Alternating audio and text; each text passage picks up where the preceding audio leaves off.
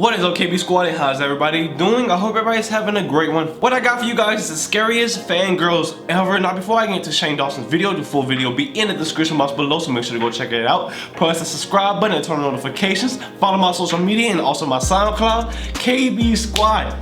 I don't know if I have any fangirls out there that go crazy for me, but yo, I don't want no scary ones. I don't want y'all doing some creepy shit to me. You know, if y'all see me, y'all doing some creepy stalky shit, bro, y'all gotta stay away from me. Cause yo, you gotta be normal when you're around me. Cause I be getting spooked out when I see a lot of fans and they come up to me and they be screaming my name. I be feel like I did something wrong, bro. Cause y'all be screaming, yo, y'all be like, Kwesi, Kwesi. I'll be like, yo, what's going on? What did I do? But yo, if you're stalking, bro, y'all gotta stay away from me, man. I can't be doing that creepy stuff around me, okay, y'all? Okay, but anyways, KB Squad, man, I can't wait to get into this video because I know Shane Dawson always brings this spooky, creepy stuff that we all like. So without further ado, enough talking. It's video time, so let's get it. What's up, you guys? Yes, welcome back to another creepy video. Now, on my channel, I talk about a lot of scary things. Yes, you do. Conspiracy theories, stalkers, real-life exorcisms, and of course, death. But there's one subject that I tend to stay away from. Okay, my chair just sucks, bruh. That's right. Today we're going to be talking about the terrifying world of fangirls. They're going now, I know wow. you're thinking, Shane, that's not scary. Fangirls are just obsessed with something and they're just showing their love and their support by screaming. And I agree, but some fangirls take it too far. And some fangirls even murder. Now, since I started on the internet, I've noticed the evolution of the fandoms. By the way, we're not just talking about girls. I'm using the term fangirls because it's, you know, popular. But we're just talking about fandoms in general that take it too far. Now, before we get into all the very creepy stuff, let's show a couple kind of funny clips. One of my favorite moments of a fan overstepping their boundaries is this one clip of this girl that's singing next to Lady Gaga, and then, well, just take a look.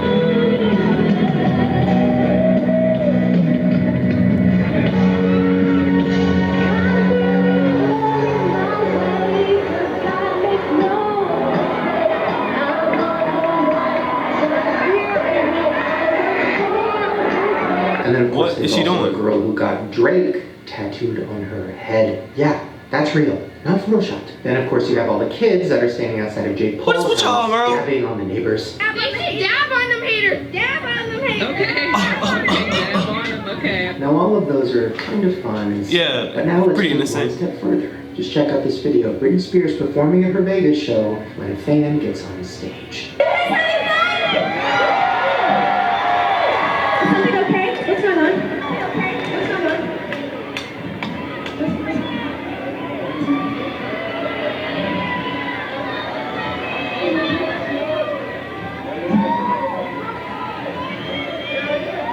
Yeah, that could have ended very badly. What? He had a gun? All the time, obsessed fans jumping on stage. That's been happening for years. Now, speaking of concerts, this next story is crazy. We're going to be talking about fans stampeding over each other to get into a concert and killing each other. Now, What? In the 1970s, the band The No. Who was huge. They had and still have millions of fans around the world, and their fandom was strong.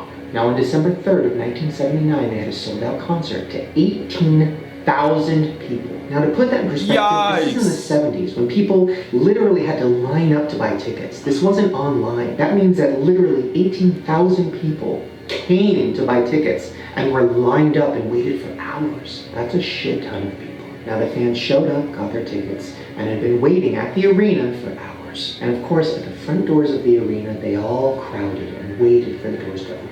And then when it was time, only one pair of doors opened out of a whole bunch. What? And all of those thousands of fans were trying to squeeze through that one door. Obviously, that turned into a stampede, and people were literally stomped to death. It was a sea of people. 12,000 people, very tightly compacted.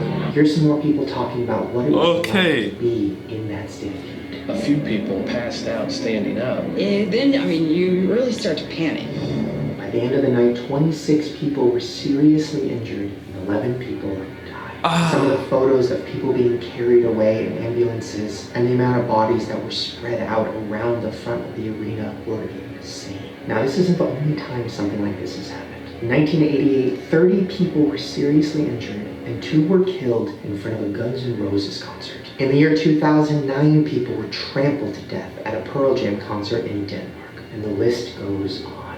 And with the way the fandom on the internet is growing, it's only a matter of time before something like this happens in VidCon. I mean, we all remember the Logan Paul situation. Ridiculous, bro.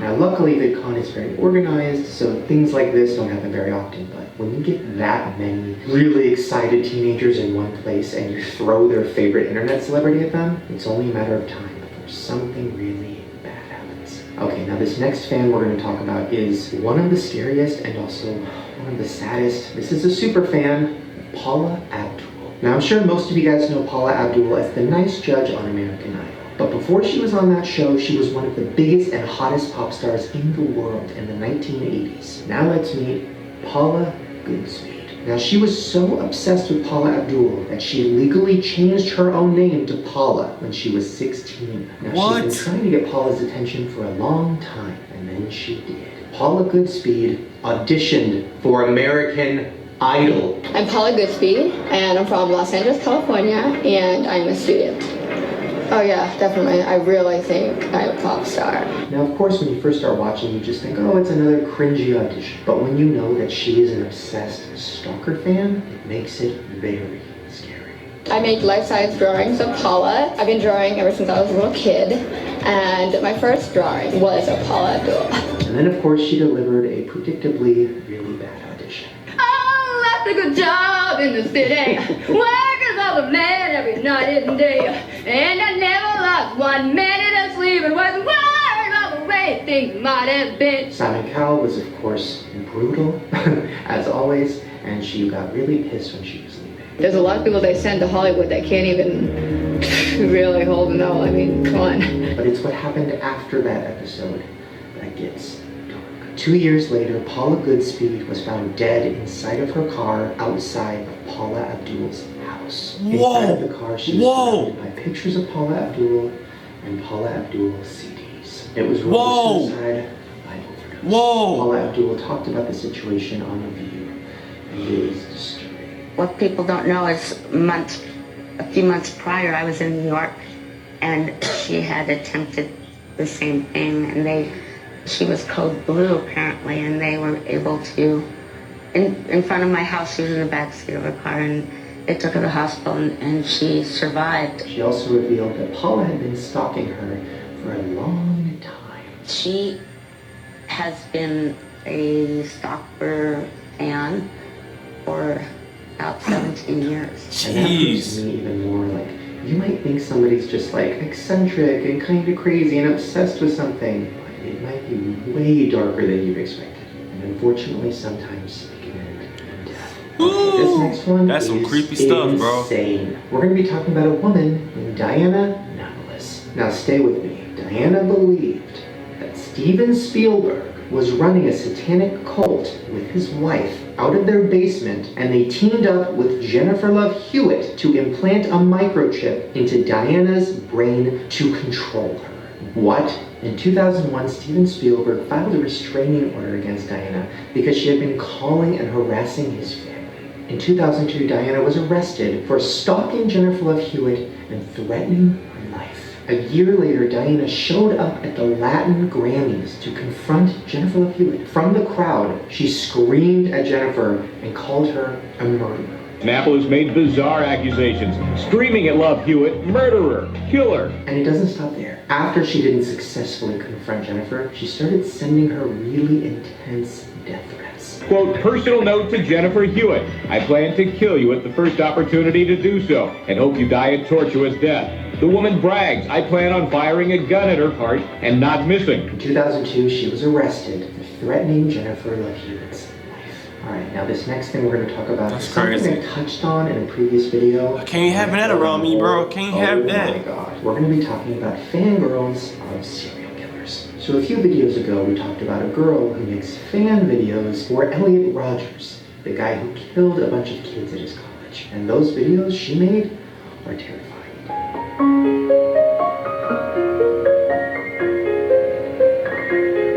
This is not the first time there's been fans of killers. So first, let me introduce you to one of the biggest serial killers of the 80s, the Night Stalker. His name was Richard Ramirez, and he would roam around Los Angeles, sneaking into houses, robbing people, raping elderly women, and then killing them, sometimes in front of their own children. He even claimed that he was the devil reborn. Now the scariest part about all of this is even after he was arrested and put on trial, he had groupies. He literally had women who were obsessed with him, knowing that he raped and killed other women. Now as he's on trial for some of the most gruesome murders ever, there are women standing outside of the courthouse wanting to have sex with him. Yeah, just listen to the groupies talk about it. Why were you in the courtroom today? I just wanted to see what he looked like. I think he's cute.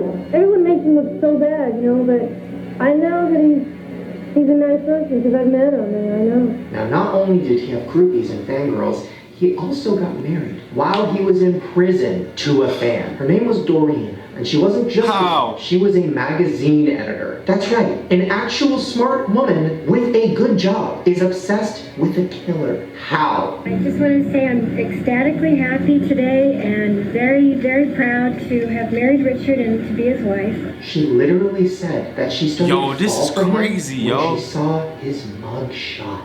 Earlier, she had told the Los Angeles Times that she became attracted to Ramirez the first time she saw his picture. Looking back, I see it was a turning point for me, she said. I saw something in his eyes, something that captivated me. I can't. But this is not something new. This has happened before. Remember Charles Manson, the guy we talked about previously in another video, who literally is insane? If I wanted to kill somebody, I'd take this book and beat you to death with it, and I wouldn't feel a thing. Meet his wife. Oh, damn. Yo. Charles Manson's wife. Yeah, I can feel that, the seriousness in him, bro. What? Are you married?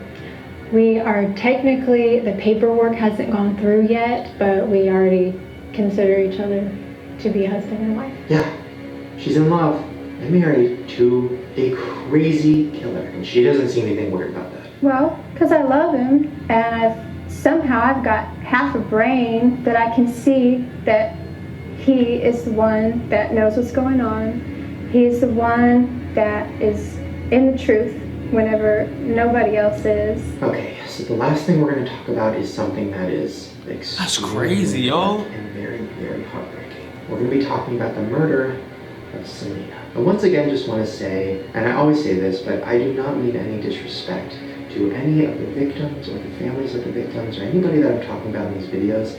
I just find it very fascinating and I like kind of dark, twisted stuff. But I definitely had a moment like a year and a half ago when Christina Grigney died because a crazy fan shot her, where I started questioning whether or not I should do these videos. But the more I thought about it, Christina was into this kind of stuff too, and I felt like she would want me to keep making these videos. So I'm not going to talk about her story because I won't be able to literally get through it without crying. But the story of Selena has a lot of similarities, and people have been talking about that for a while.